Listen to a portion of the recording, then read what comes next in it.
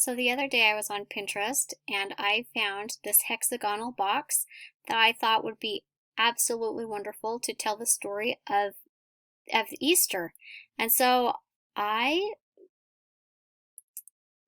did several things and I will show you, but I decided to put different images of the Savior's last week on this box, and I'm going to put some fun things inside for my family and neighbors. Anyway, I want to share with you how I did this.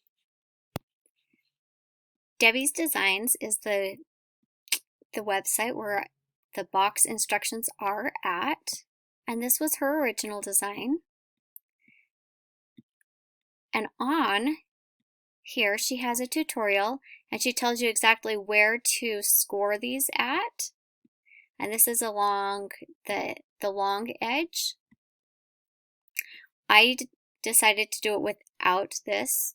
You can do it however you want. If you don't have an envelope scoreboard, you can do it however you want. And you could even use, like when you fold it in half, you can put a little, I guess, a little lid, a little bottle cap on top and trace it. You just need a hole. Okay, so now after I created my base for my box, then I went over to spark.adobe.com and that's where I did my pictures.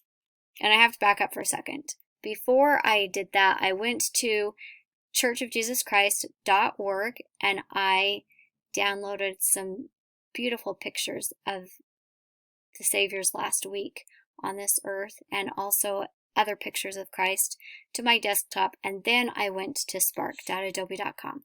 So we'll go there next. You can create a free account for spark.adobe.com, and that's what I have one of those, but I just imported each of those pictures that I chose onto my canvas. I chose a flyer and then I went in and I changed the layout so that I had a horizontal layout, a horizontal figure configuration. And then when I added my images, then it gives you the option to either like pin them to the background or to move them, and I just chose to pin them, and that way when I put 6 on, then I could adjust them like so. And then I also added my text, and so my text is already on there naturally. Here there is going to be an icon down here that says Adobe Spark, and if you click on it, it'll say, do you want to remove this? And then it takes you to the options for upgrading. But if you just click out of that window, it removes it and you're good to go without having to upgrade. After I'd created this, then I went up to download and I downloaded it as a PNG or a JPEG, it doesn't matter, and then I just simply printed it on my little printer. Alright, so now let's get started with making this. Like I said before, on that website, she tells you exactly what dimensions you need to do, but your piece of paper is, oh, well, I'll do it this way. Your piece of paper is 12 inches by 6 inches, and along this direction, you're going to score it at 1 3/4, 3 1/2, 5 1/4, 7, 8 3/4, 10 1/2. So you're actually going to have a little bit extra over here, and you will cut that off. Then this direction, the vertical direction, you're going to score it at 1 3/4 this side, and then 1 3/4 this side, or 1 3/4 and 4 1/4. I just round this through my paper trimmer with the scoring blade. However, you can just draw your lines on there and make your lines. I don't know if you can see this very well, but there's my score lines.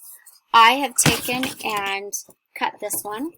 So here was the edge that was 10 3/4 score line. I cut off some extra, so there was only about 3/4 of an inch a tab here.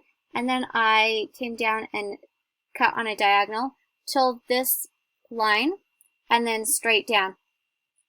Then on the bottom, I just angled my cuts so that when this folds up, then it will fold nicely and not bunch up. All right, so I'm going to fold all of these and show you what that looks like.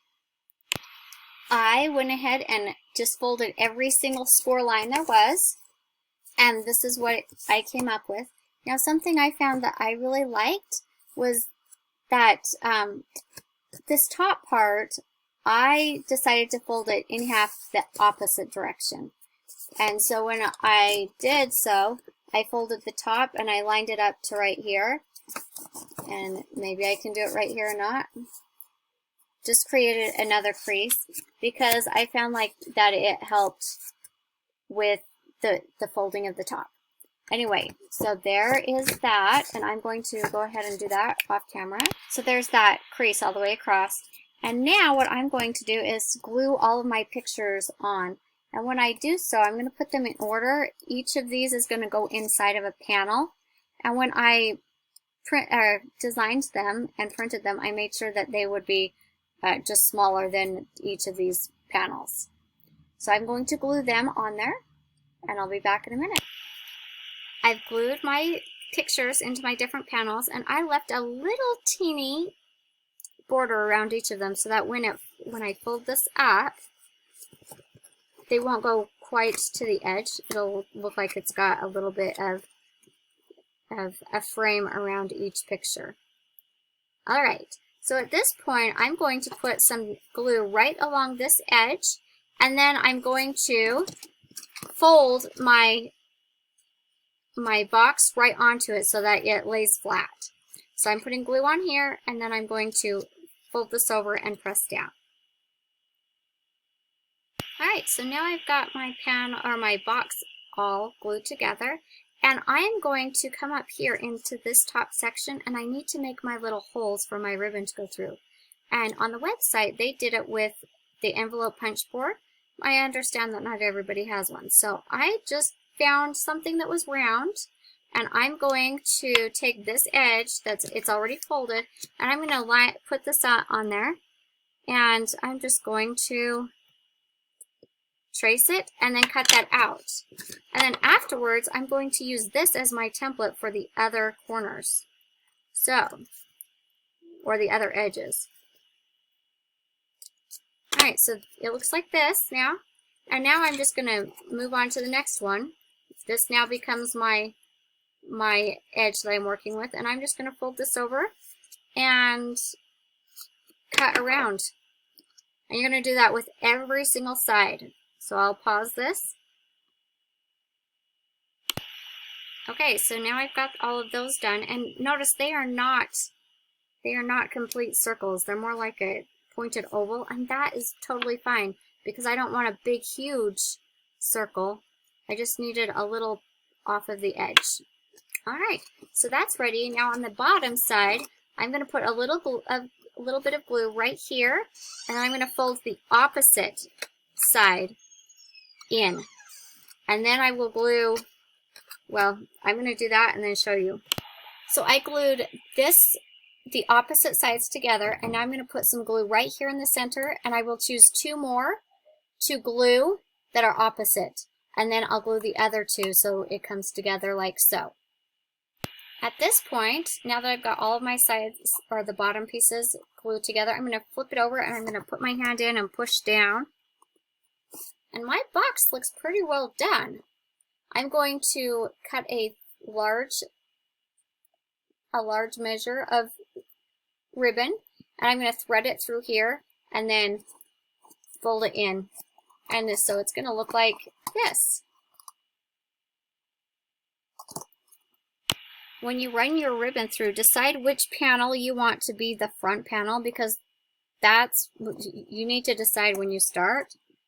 So I'm going to just go in and out, all the way around. And I'll pull it until they are even. And then you can fit whatever you want in here. You can put goodies, or for me, I actually printed off the the living Christ. And then I also found a little fun story about the resurrection and the Savior's death that I'm going to put inside here for them to create their own Easter egg hunt with. I hope you guys enjoyed this.